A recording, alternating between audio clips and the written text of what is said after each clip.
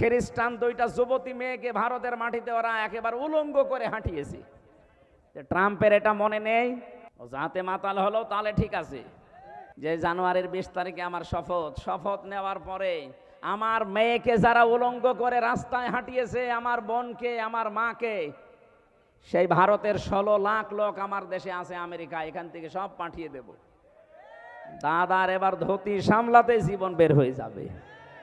এই জন্য উল্টাপাল্টা জায়গায় হাত দিয়েছেন, এতদিন মিথ্যা ছড়িয়েছেন আমাদের দেশে সাম্প্রদায়িক সম্প্রীতি নেই, এখানে সংখ্যালঘু নির্যাতন হয়, এটা ডাহা মিথ্যা কথা।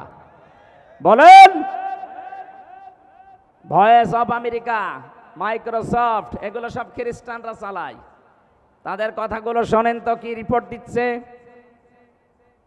আগস্টের 5 তারিখের পর থেকে আজ 4 মাস হয়ে গেল, এই দিনে সবচাইতে বেশি এই 4 মাসে এই 15.5 বছরের ভেতরে যারা অন্য ধর্মে আছে তারা সবচাইতে বেশি নিরাপদে আছে।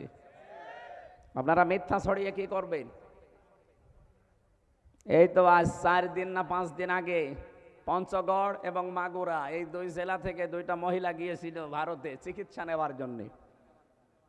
সাংবাদিক, ওই যে মলম সাংবাদিক, যেটা হকার, এই হকারের আর এক বন্ধু আছে, সে বলছে, বলেন আমার মেয়েকে বাংলাদেশে রেপ করেছে, আমাদের পূজা পার্বণ করতে দেয় না, আমরা আর টিকতে পারলাম না, এই জন্য আমরা চলে এসেছি।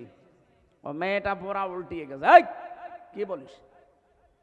আমরা এসেছি আমার মেয়ের হাতের চিকিৎসা করাতে, আর কিসের পূজা পার্বণ করা? আগস্টের 5 তারিখের পর থেকে সবচাইতে বড় নিরাপদে আছি আমরা বাংলাদেশে।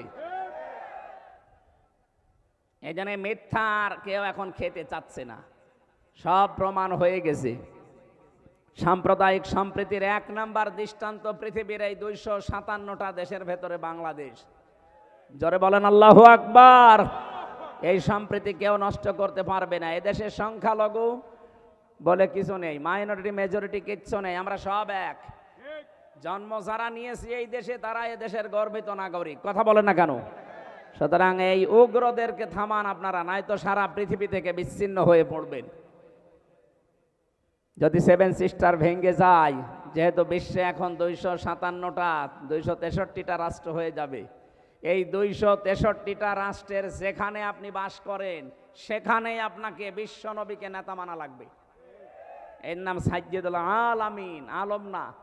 শুধুমাত্র এই পৃথিবীর এই 263টা রাষ্ট্র না, যত জগৎ আল্লাহ বানিয়েছে, কেউ যদি বলে আমি চাঁদের দেশে থাকি, সেখানেও আপনাকে নবীকে মানা লাগবে। কেউ যদি বলে আমি মঙ্গল গ্রহে থাকি, সেখানেও নবীকে মানা লাগবে।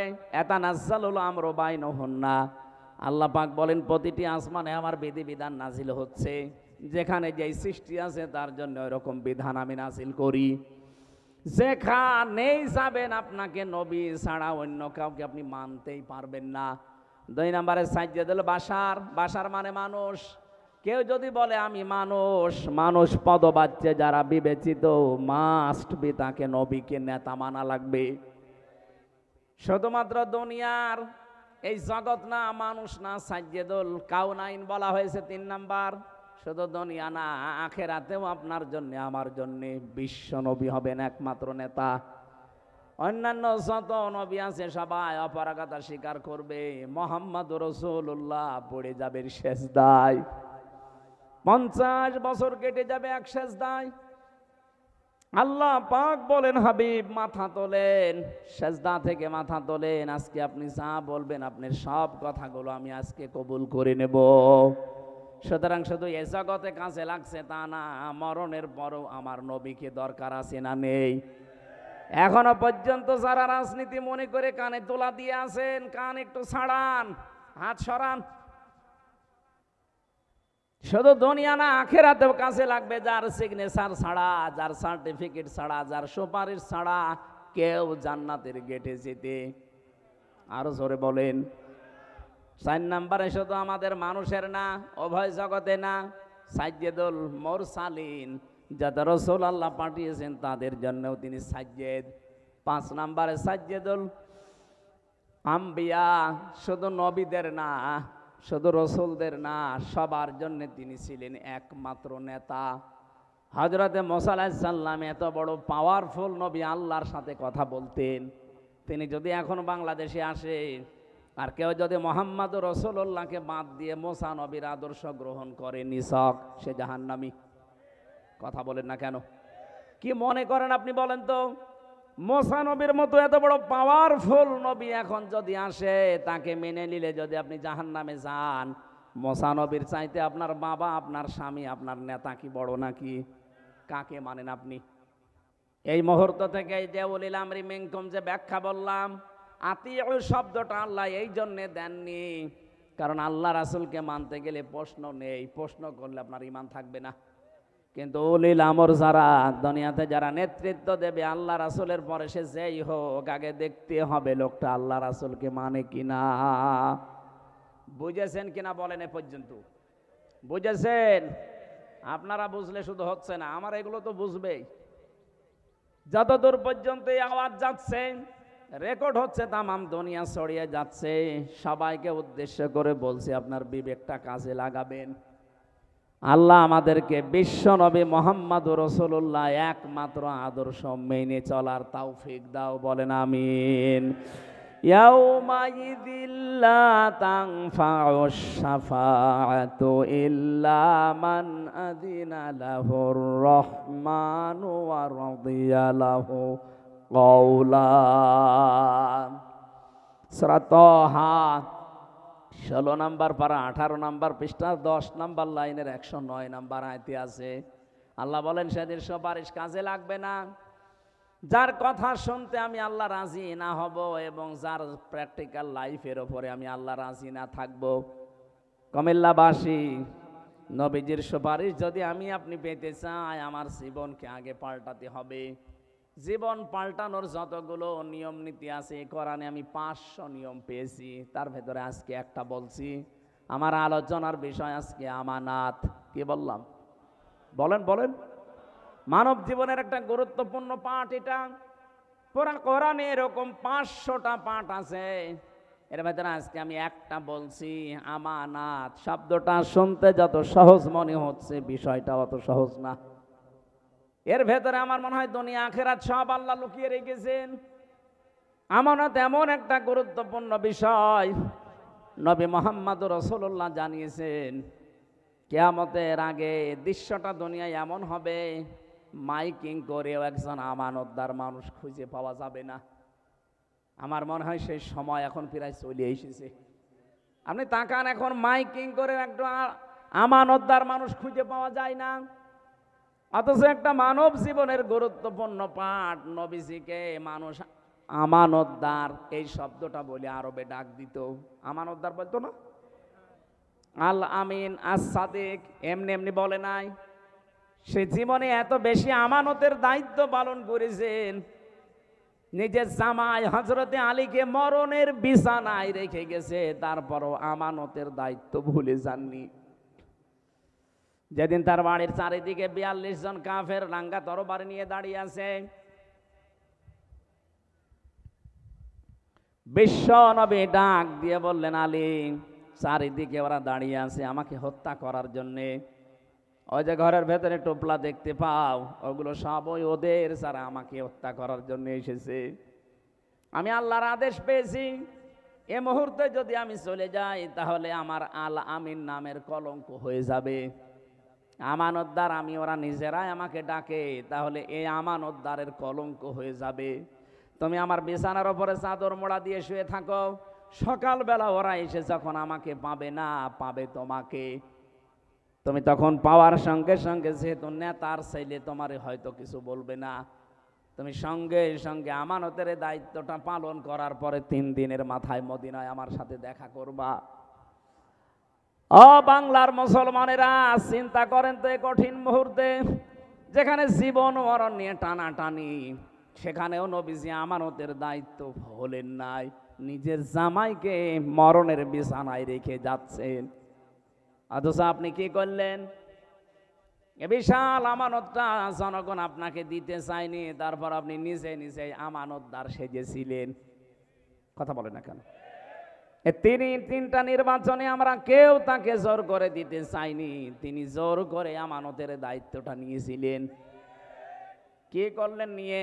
এই যে চলে গেলেন, কত ঋণ আমাদের মাথার উপরে দিয়ে গেলেন আপনি। এখন এই দেশে একটা মানুষ জন্ম নিলে কমপক্ষে 1,10,000 টাকা তার মাথার উপরে ঋণ। রিপোর্ট দেওয়া হচ্ছে এই দেশে প্রতি বছরে এই 15.5 বছরে প্রত্যেক বছরে 42,000 কোটি টাকা শুধু পাচার হয়েছে। এক দরবেশ সেই টাকা মেরে খেয়েছে 36,000 কোটি। এস আলম একটা কোলাঙ্গার ইসলামী ব্যাংক থেকে 80,000 কোটি টাকা মারিং কাটিং করেছে।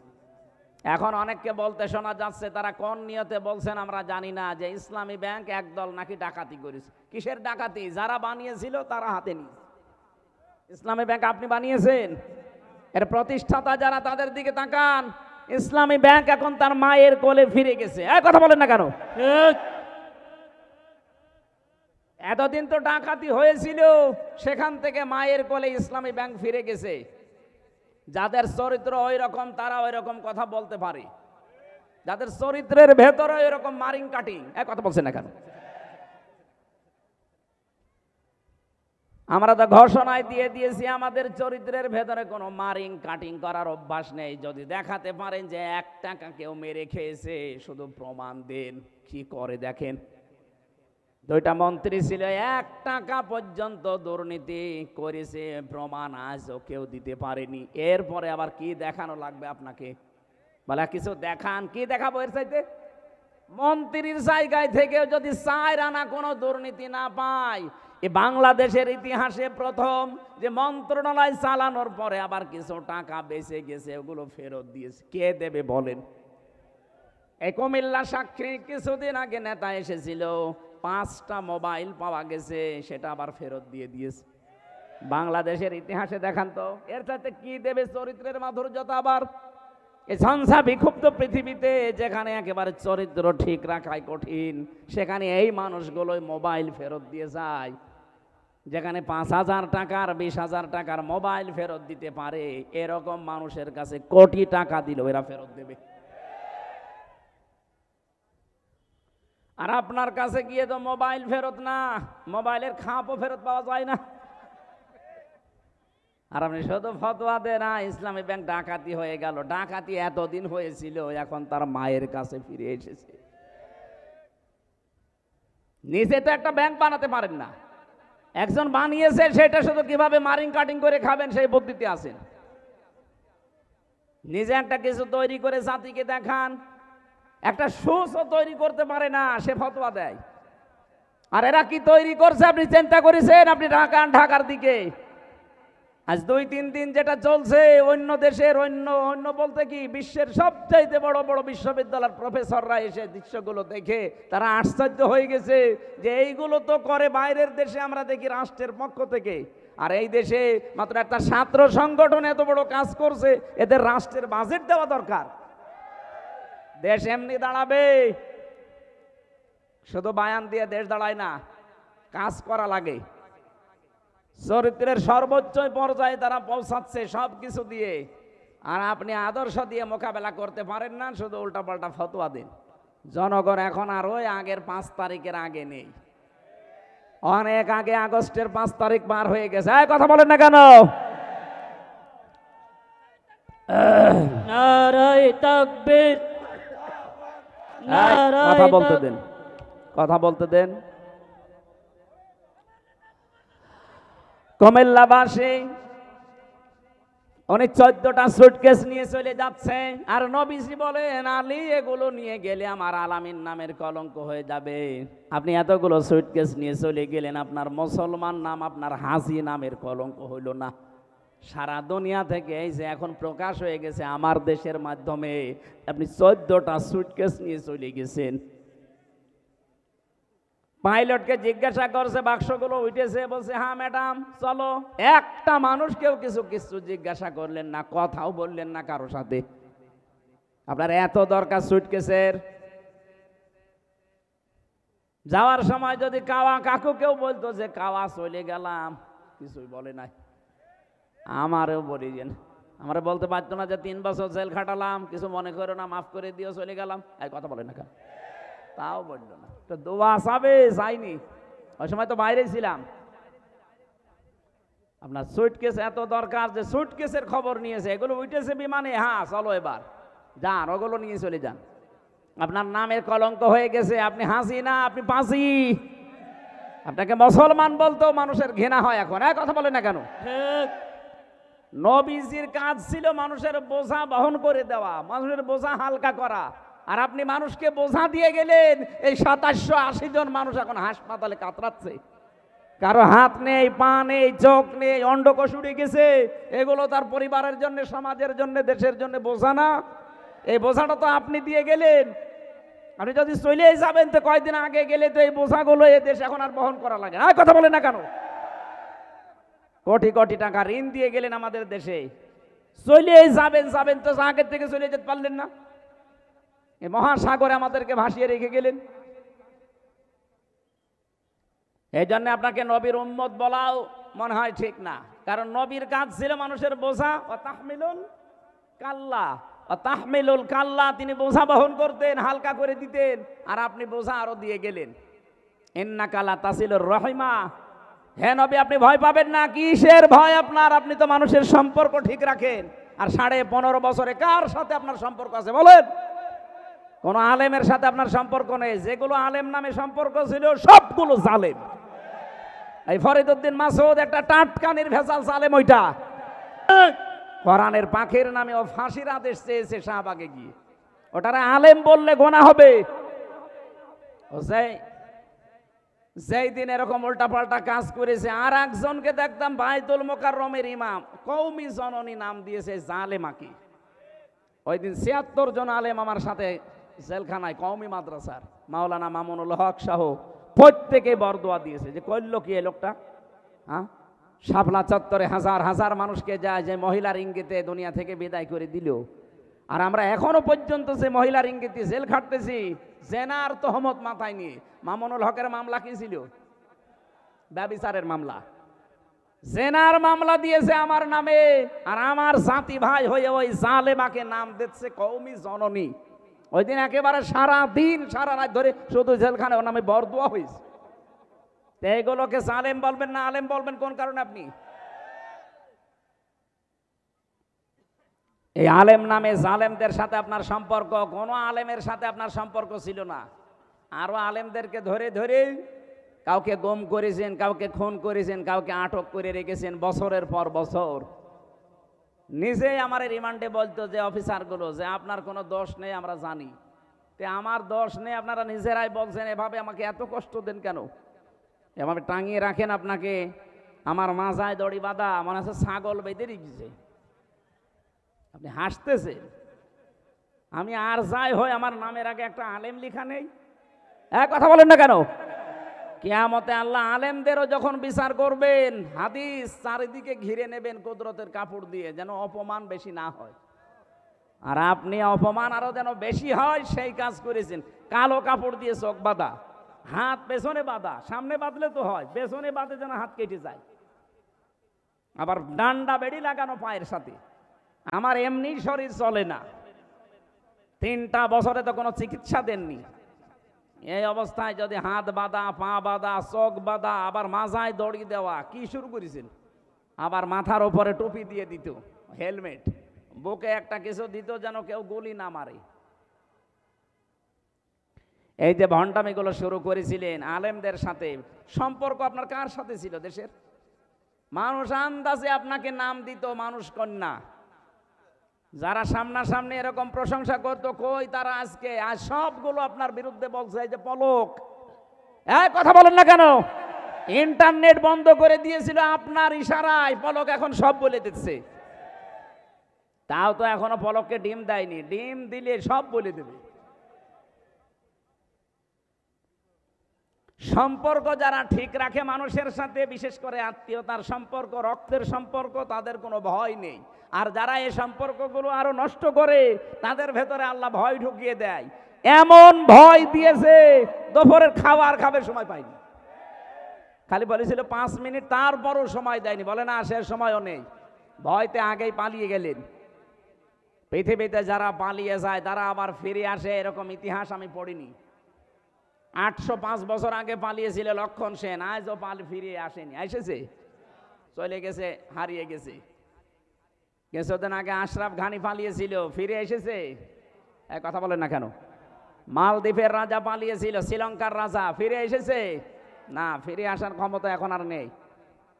এই যে আসাদ, বাশার আল আসাদ চলে গেছে, আসতেছে আর? আপনিও গেছেন আর আসবেন না। আপনার কথা মতো অনেকে এই দেশকে উস্কানিতে পা দিয়ে বিভিন্ন জায়গায় অঘটন ঘটাচ্ছে। এদেশের মানুষ কিন্তু সত্যি কথা বলছি, এখন আর আগস্টের 5 তারিখের আগে নেই।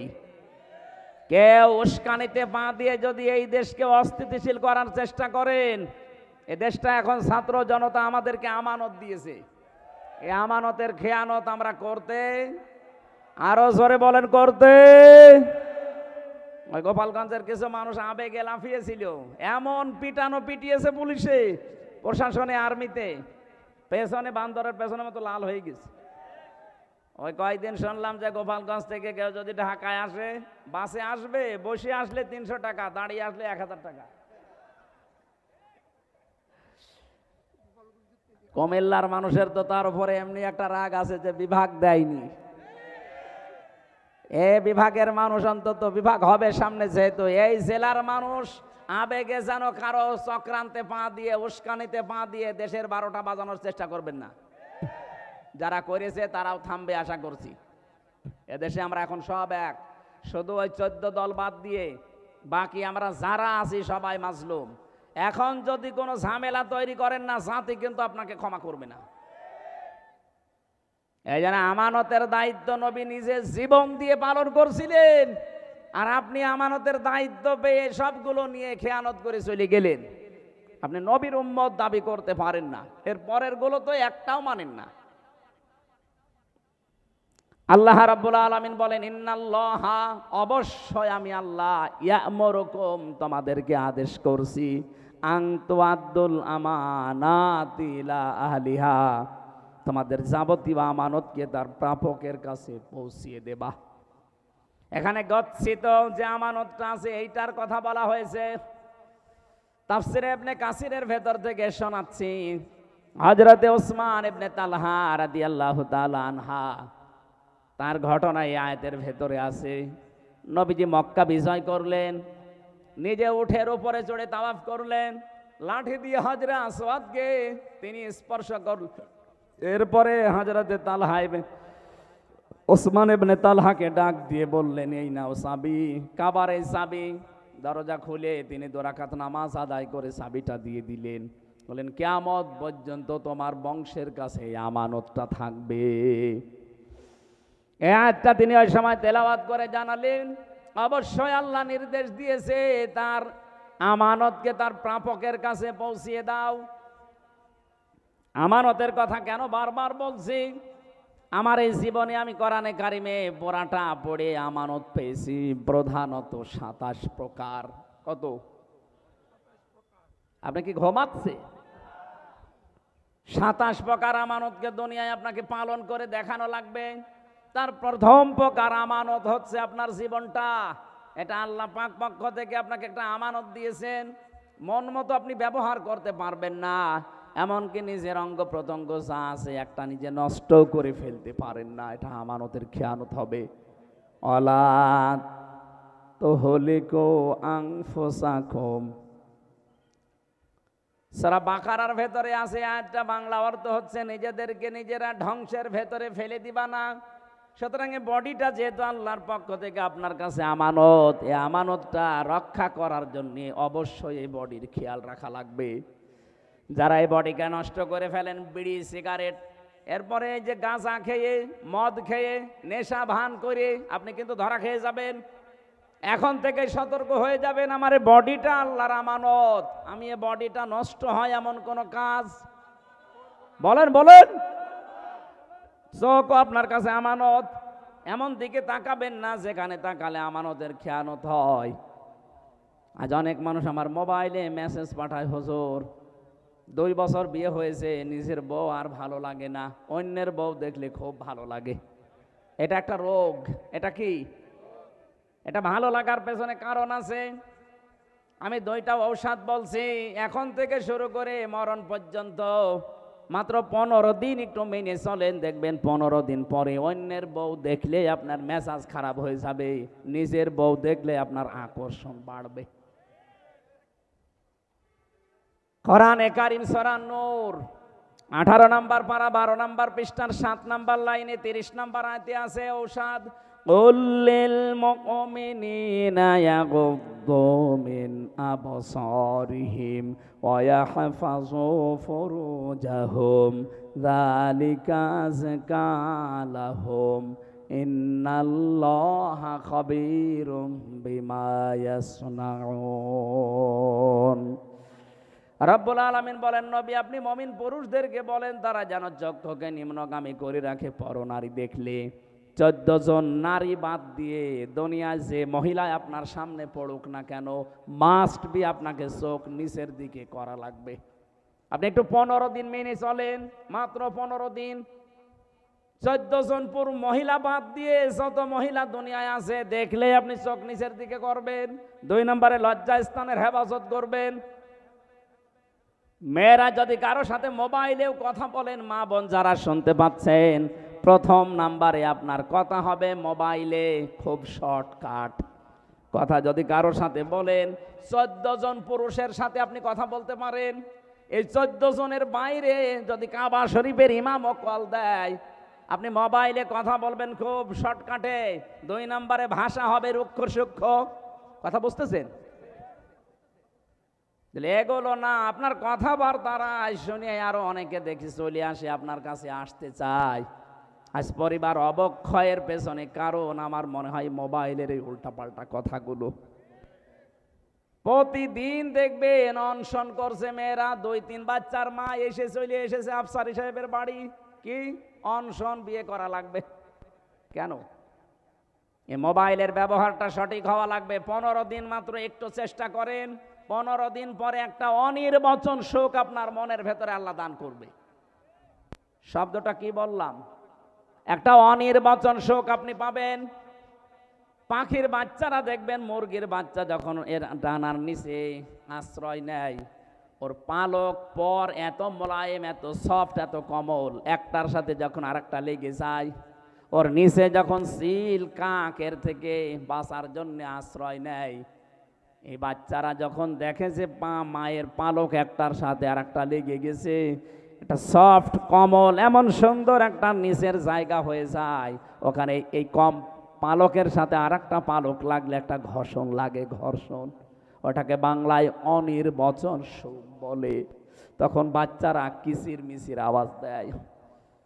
তাফসিরে আমি পড়েছি, কোনো মানুষ যদি সত্যিই 15 দিন পর্যন্ত আল্লাহর এই 2টা ঔষধ পালন করতে পারেন, তখন দেখবেন জায়েজ জিনিসের প্রতি আপনার আকর্ষণ বেড়ে যাবে, অন্যায় কোনো অবৈধ জিনিস দেখলে আপনার রাগ হবে।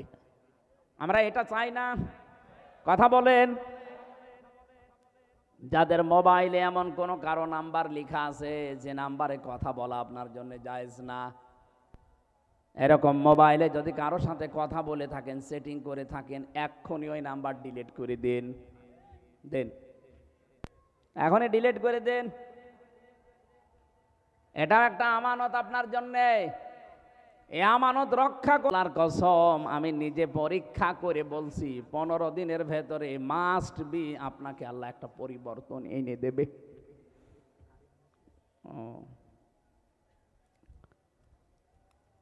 আমানতের ব্যাখ্যায় যতগুলো বিষয় আমি পড়েছিলাম, 27টা একটা একটা করে বলতে গেলে সময় চলে যাবে। এখন যেহেতু আমার পরে এখনো আলোচক আছে, তারা কথা বলবেন, আর আমার আবার আরেকটা অনুষ্ঠান মাগরিবের পরে আছে। আমি আমার শ্রদ্ধেয় বড় ভাই যে মুহাদ্দিস রফিকুল্লাহ আফসারি সাহেবের লেখা, উনি তো বহু বই লিখেছে, মনে হয় আমি একটা লিস্ট পড়েছিলাম 53টা। আজকে আমাকে একটা বই উপহার দিচ্ছে, এটা খুতবার বই, জমার খুতবা, এটা সম্পূর্ণ সৃজনশীল খুতবা। আমি বইটা পড়বো, আমি আশা করছি, ভাইয়ের কাছে চেয়েছিলাম, উনি আমাকে উপহার দিয়েছে। আপনারা সুযোগ পেলে বইটা ওনার গাড়িতে থাকতে পারে। শিক্ষিত মানুষ, বিশেষ করে ইমাম যারা, খতিব যারা, তাদের জন্য এটা লাগবে। আমি যেহেতু নিতে চাচ্ছি, আপনারাও নেবেন। এই আমার ড্রাইভার কই? এই বইটা গাড়িতে সম্মানিত ভাইরা, এরপরে হাকামতুম বাইনান নাসি আন তাহকুমু বিল আদলি, এই শব্দগুলো ছিল, আমি আর আগাতে পারলাম না সামনে। আগামীতে আমাদের এই অনুষ্ঠান আবার হবে প্রতি বছরে বছরে ইনশাআল্লাহ।